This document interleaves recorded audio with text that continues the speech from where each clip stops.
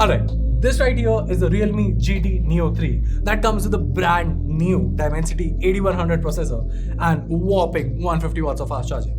However, for some reason, if you decide to go for the 80 watt variant, which let's be honest is still pretty good, then one of the direct competitors to the GT Neo 3 is its brother, which is the Realme GT 2 that comes with the Snapdragon 888 processor. Now, MediaTek does claim that the 8100 processor is supposedly better than the Snapdragon 888, but is it really so? And more importantly, should you buy the GT Neo 3 over the GT 2? Let's find out. This is one from GTR and you're watching my in-depth comparison of the Realme GT 2, the Snapdragon 888 version, with the Realme GT Neo 3, the MediaTek Dimensity 8100 version. So without wasting any time, let's just jump right into it.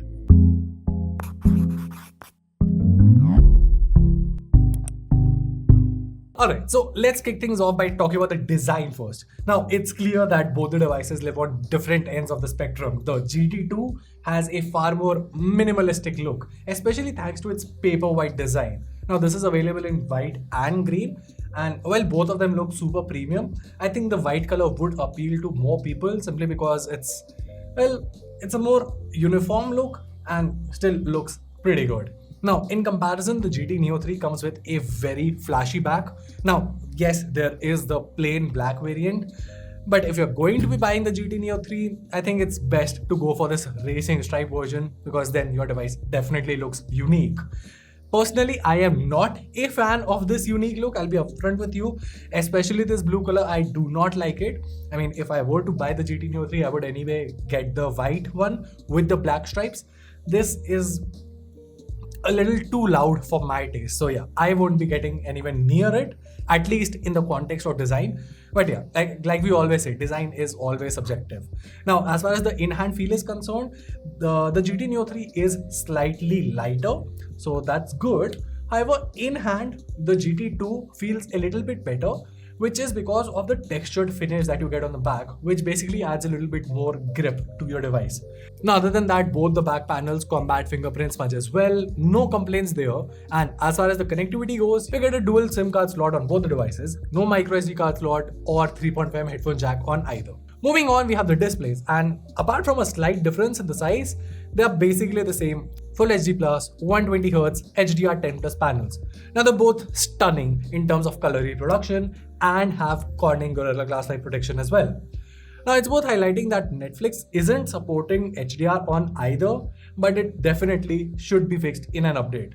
Adding on to the entertainment factor, we have the audio department and you get stereo speakers on both the devices. Speaking about things that are basically the same, we have the cameras. Now, apart from the layout, it's basically the same camera setup. You get a 50MP OIS primary sensor with an 8MP ultra wide sensor, a 2MP macro sensor, and up front you have the same 16MP selfie sensor. Now, as far as the camera performance is concerned, in daylight shots, both are pretty good.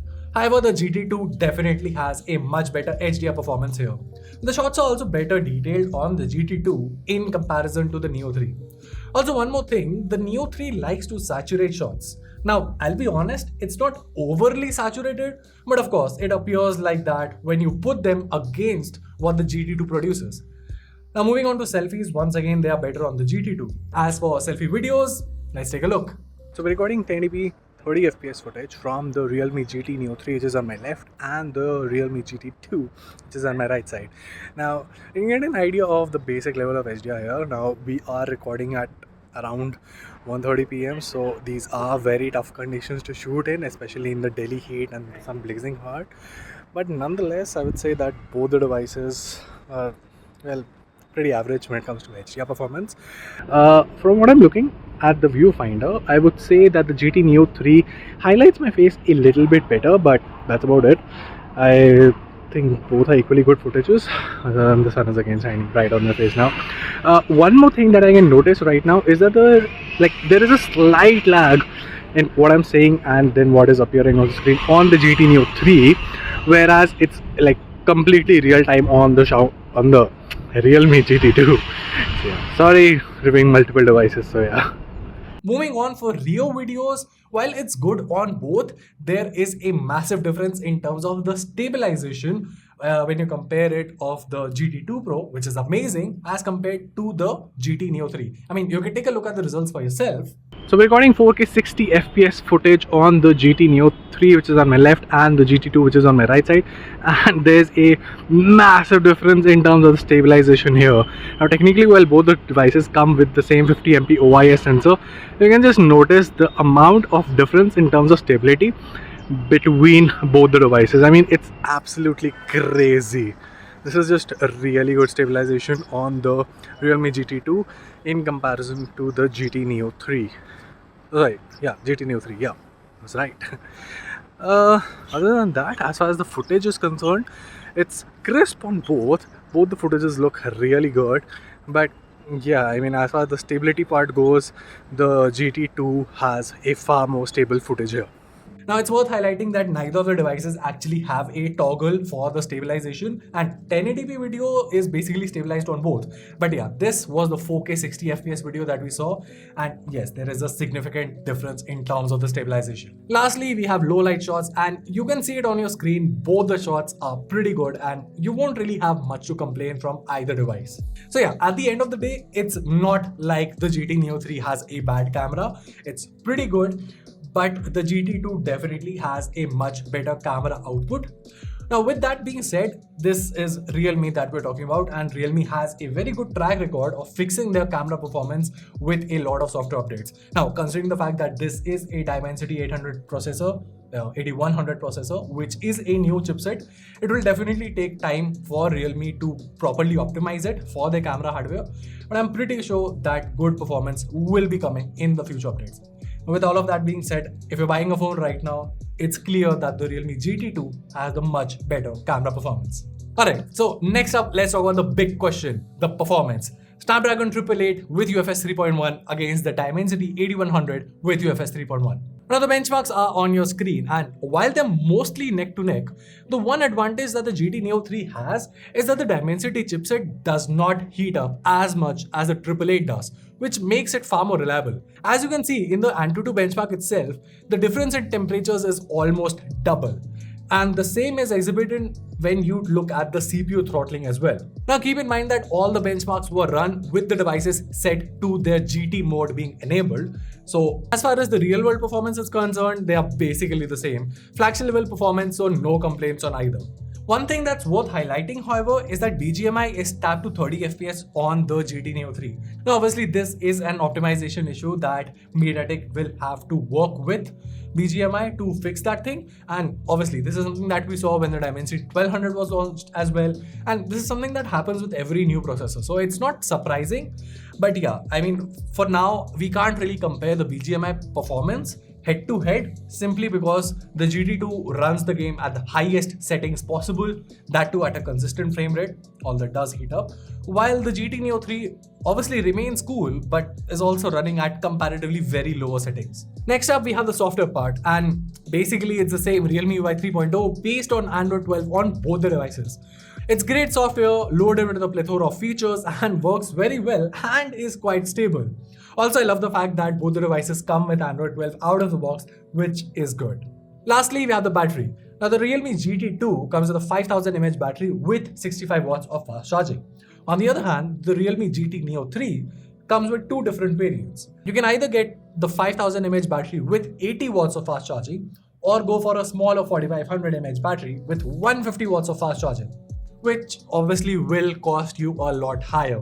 I mean, you can see the prices on your screen. While the GT2 starts at 35,000 and the higher variant is priced for 39,000, the GT Neo 3 starts from 37,000 and goes all the way up to 43,000. However, we do have the introductory pricing as well, which is basically a massive discount of 7,000 rupees, provided you have an SBI card. Which basically brings us to the big question, which phone to pick? Well, I'll be very upfront with you as far as the introductory pricing is concerned. If you have an SBI card, the Realme GT Neo 3 is an absolute no-brainer. It's basically the Snapdragon 888, but a lot cooler, so that's good. The camera is still pretty good. Obviously, it's not as good as the GT2, but it's still pretty good. And most of the users will be just as happy with the camera performance.